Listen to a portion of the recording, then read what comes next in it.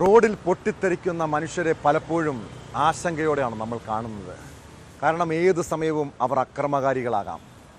വാഹനത്തിന് സൈഡ് കൊടുത്തില്ലെങ്കിലും ചെറിയ അപകടമുണ്ടായാലും ആയുധമെടുക്കുകയും കലാപം സൃഷ്ടിക്കുകയും ചെയ്യുന്നവരുണ്ട്.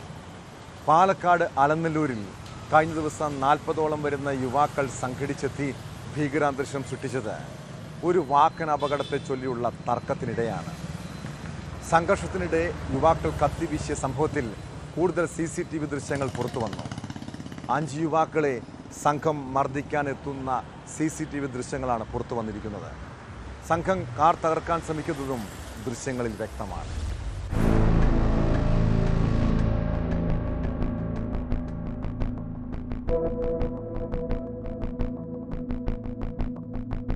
മണ്ണാർക്കാട് അലനല്ലൂരിൽ കഴിഞ്ഞ രാത്രിയാണ് സംഭവത്തിന്റെ തുടക്കം. സംഘർഷത്തിനിടെ കത്തിയുമായി നിൽക്കുന്ന ഒരു യുവാവിന്റെ ദൃശ്യങ്ങൾ പുറത്തു വന്നിരുന്നു.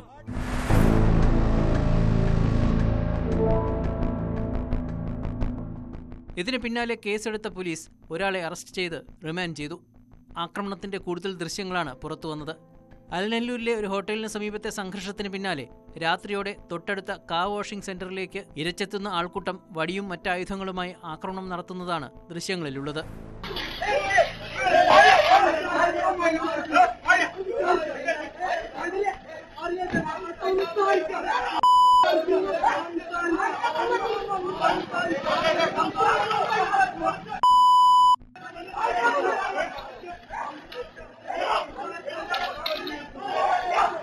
കാറുകൾ തമ്മിൽ കൂട്ടിയിടിച്ചുണ്ടായ തർക്കത്തിന്റെ പേരിൽ മർദ്ദിക്കാൻ 40-ലധികം വരുന്ന സംഘം എത്തിയിരുന്നുവെന്നാണ് യുവാക്കളുടെ ആരോപണം. മുസ്ലിം ലീഗ് പ്രവർത്തകരാണ് ആക്രമണത്തിന് പിന്നിലെന്ന് യുവാക്കൾ പറയുന്നു. സംഘത്തിന്റെ മർദ്ദനമേറ്റ ആളുകളുടെ പരാതിയിൽ കേസെടുക്കുന്നില്ലെന്നും ആരോപണമുണ്ട്.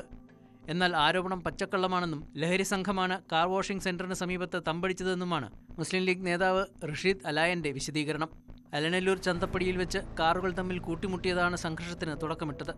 സംഭവത്തിൽ കൂടുതൽ പേർ പിടിയിലുള്ളതായാണ് വിവരം. ഇതിൽ ചിലർ മുൻ ലഹരി കേസുകളിൽ പ്രതികളാണ്.